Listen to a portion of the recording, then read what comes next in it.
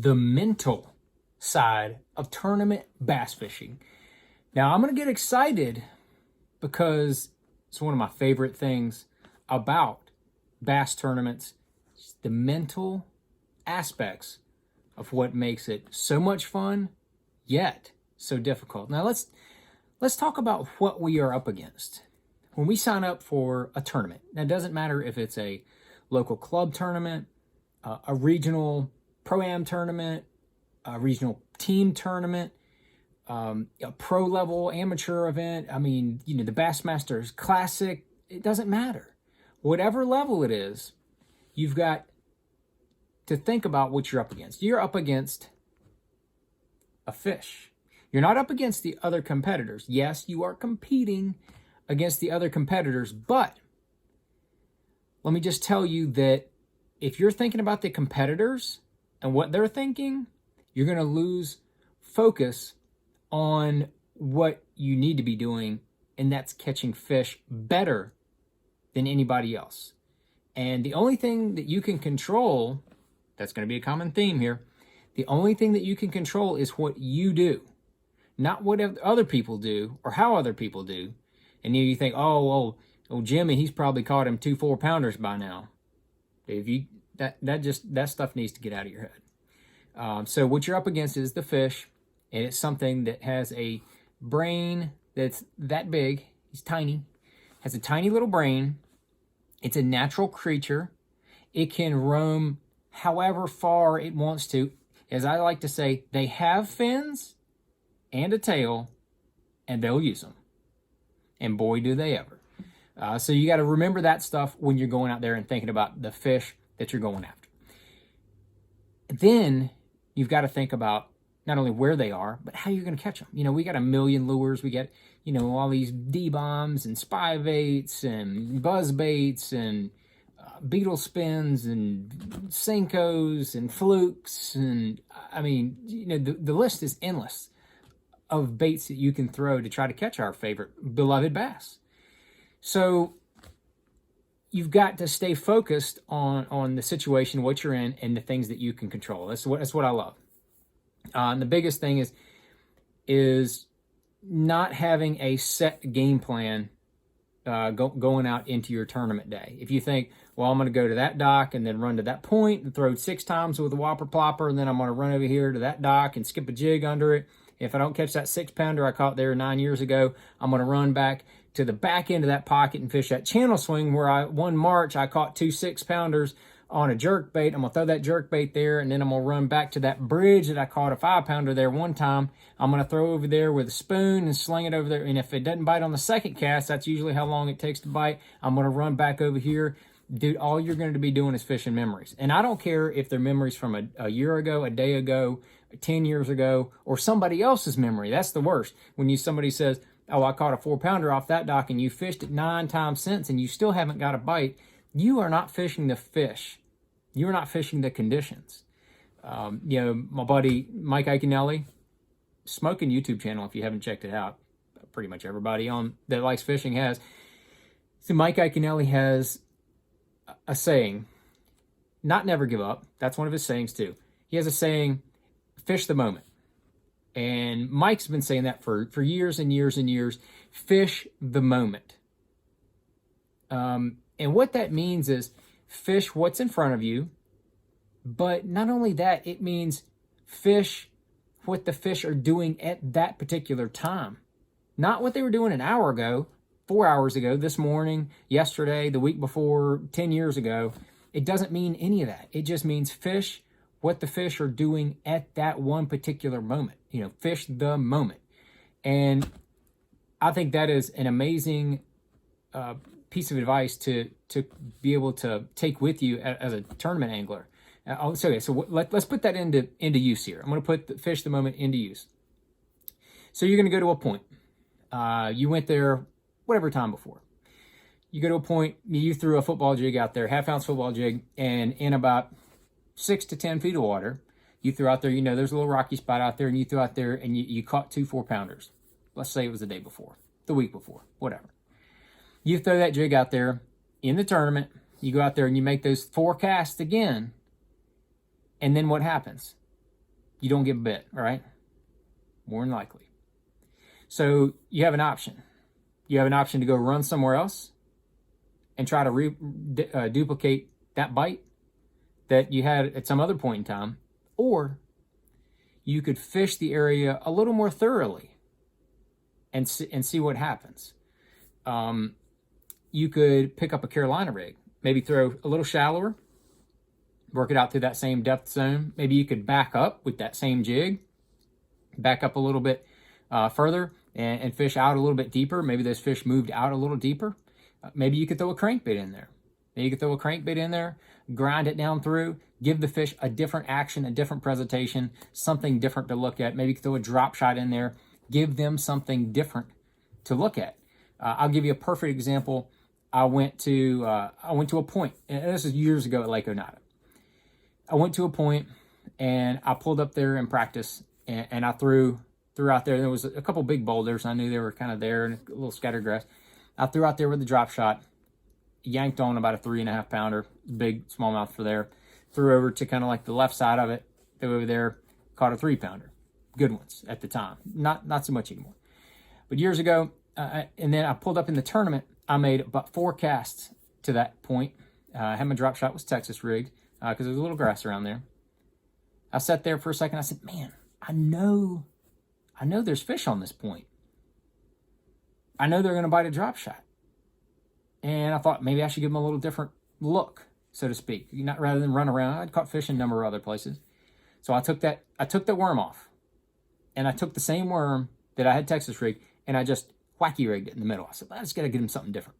Wacky rigged it, threw it out there. Pulled it about 4 feet. Thunk. It caught a 3 pounder. Awesome. That was good. It helped me out a lot. Made 2 more casts. Burnt. Caught another one about 2 3/4. Those fish, I weighed both of those fish. Those were 2 of my better fish that day. And I never would have done that if I would have just tried to replicate more bites. Does that make sense? That means fish the moment. Fish what the fish are doing, give them a little bit different presentation, fish a little shallower, fish a little deeper.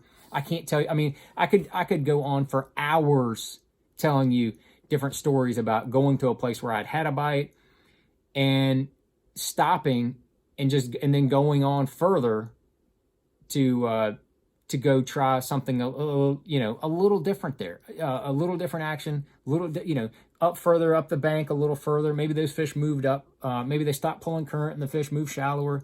Who knows? There's a lot of different situations. So that means fish the moment. Another great thing is I didn't think of it. Not smart enough, but I'm smart enough to realize that it was something good when I heard it. Oh, Rick Clunn, who also created a sweet YouTube channel. If you've not checked it out, I'll try to give you that little link there. He's bringing some sweet knowledge. Rick Clunn said something one time. He said, only worry about the things that you can control. Now, what did he mean by that? Now, Clunn, he's won a gazillion tournaments, 4 Bassmaster Classics. Just you name it. He said, only worry about the things that you can control. That sounds simple, right? Well, of course you do. No, you don't. Man, you go and fish with about anybody, and you can't make it 2 hours without somebody talking about something to which they have no control. Oh, man, I wish I had some clouds. Boy, if we had a little bit of wind, we'd be set now. Oh, without this wind, I don't know what I'm going to do. They're worried about replicating that bite that they got before. You can't control the daggum weather. It rained for 99 days straight, and the day you go fishing, it's sunny and slick. You can't do anything about it. So fish the moment, man. That's what Clunn was saying. In essence, fish the moment. That's the deal. Fish the moment. Fish only things that, only worry with the things that you can control. I had a tournament on the Mississippi River, upper Mississippi River. I love that place. I've had a number of good finishes there, a couple top 10s. I didn't have a top 10 in this particular case. One year we went there, and I was running to go fish a little spot for like 20, 30 minutes before I went to lock up. I was going to lock up. I had some decent fish, in this one area. I thought I could go catch them. So I go run up there. I run up to this area to go fish, and then boom! Like, what in the world? I thought for a second my motor had blown up. So then I stopped, and it started up. And once it started up, I knew it. My lower unit went out. It just locked up. It would not go in or out of gear. My lower unit shot. I don't know what happened. Probably a seal went bad. I probably picked up a fishing line and killed it. Whatever. Anyway. That stuff rarely, I mean, it happens every 4 or 5 years. That happens by spending, 180 hours on the water. You have things that happen. And that happened during a tournament. But the problem was I was about 4 or 5 miles away from the ramp. I had to get another boat to tow me all the way back around to the boat ramp because there's nowhere to get, put it on the trailer there in that area. So I had to get towed all the way around. Took an hour and a half, whatever it was, to get towed all the way around. The guy was going as fast as he could. Got there, took 30 minutes or so. They put a new lower unit on. I was lucky. I missed, all told, about 2.5 hours of fishing. So I run like a wild man back around to the lock. Yanked on the cord. Luckily, there was not a barge in there. Locked me up. Got to go fish for my fish. I went and caught about 13 pounds and something like that. And ran back down 13 pounds or something like that. It was still a good bag for that day, that year. And I ran back down, came back down. And I remember I put that bag up on the scales. Never even missed because I had like for early flight, of course. So I couldn't stay for the later lock. Put that bag on the scales. And Trip Weldon knew what was going on, the tournament director. He knew what was going on. And I didn't miss a beat. And I got up there and he said, they said, how'd your day go? And I said, no, we had some fun, caught some fish on a frog, and flipped up a few, and hopefully I get to go out there and whack on them again tomorrow. Looking forward to it. I came off stage and Trip looked at me, and he just kind of smiled. He said, "Nice recovery." I said, "No problem." I couldn't control that lower unit. The only thing I could control was what I did when I got there. So I was as prepared as I could be for when I got to those fish, and I fished for them. I didn't complain about it. There's nothing to talk about. People love getting up on stage. Oh, well, if my lower unit didn't go out, I could have caught 18, 20 pounds. Man, save it for somebody else, because we all have terrible things that happen that are out of our control. Either you can dwell on them, or you can move on and do something else. Do what you can control. It's all up in your head. It's all in your head. Now, the same thing goes, which is even tougher. This next deal is even tougher. Losing a big fish. Losing a big fish. Now, here's my take on it. This is the best advice I can give you on losing a big fish. It doesn't matter if it's first thing in the morning or at the end of the day. I have won a Bassmaster Elite Series event. I lost the biggest fish possibly of my life. I lost a massive fish during that tournament. And for some reason, I didn't think about it. I was like, God dang, that was a monster. And I just moved on and I ended up winning the tournament by an ounce. Did I lose? I lost other fish that would have helped me. I mean, I could have had many, many more pounds than I did in that tournament. But you know what? A lot of times, second place loses fish too. Third place loses fish too. Fourth place loses fish too. Fifth place, sixth place, seventh place, eighth place, ninth. The point is, everybody loses fish. Yes, the winner often loses fish. So if you go out there and on your first cast, let's say 5 pound, is usually big fish, and you hook a 6 pounder, and that big old sucker comes off. Are you going to let it eat at you and just, be a piece of crap the rest of the day? And, oh man, that fish was so big. No, you can't do anything about it. You can't control that. You can't control something that you lost. If it was something that was your fault, like if your hook was dull, or you had a bad knot, or you had a little sissy hook set and you needed a man hook set, fix that. Yeah, fix that, because that could have been your fault. You just have to learn from it, fix it, and don't do it again. But man, all you can do is make as many casts as you can for the rest of that day to hopefully still win the tournament. or do as best you can. You know, you can only play the cards you're dealt. Sometimes the cards that you're dealt are only an 11th place finish or, you know, a 6th place finish. You just don't, you're not on the right fish. You're not in the right area. You're not around them in order to win. I've had a number of tournaments where I was very excited to finish 12. You know, maybe in the last hour I made an adjustment and I went from, you know, finishing like 40th to finishing 12th because I made a little adjustment late in the day because I did not give up and I fished the moment and I worried about the things that I could control. And lo and behold, I ended up coming way up in the standings and I was really proud and really happy about it. So that's the way you have to fish every single tournament day. And I'm going to just touch on a couple other things and about the guys that, to me, the guys that embody this mentality, you know, they just take it in, the ones that are the best at it. They're the ones that win Angler of the Year.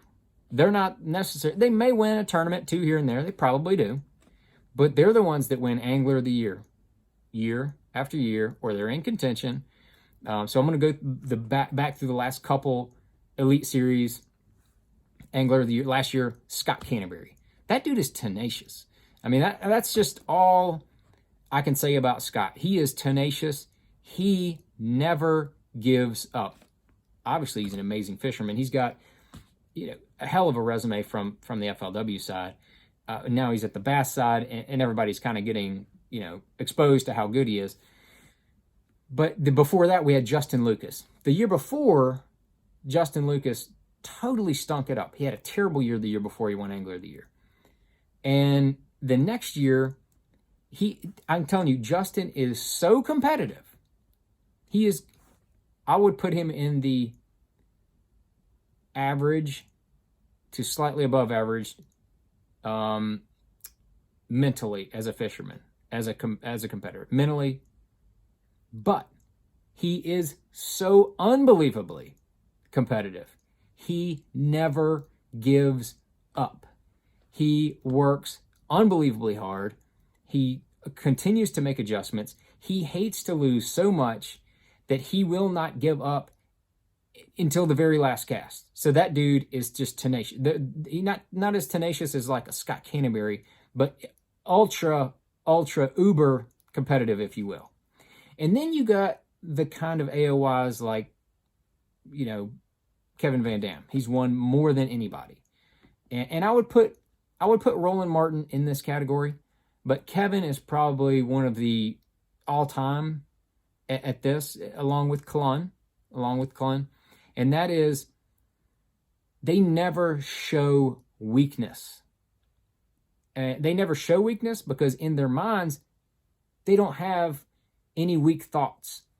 Their thoughts are, I'm going to catch them. I got to figure them out. I'm going to catch them. I've got to figure them out. They don't have things mapped out and planned out during the day.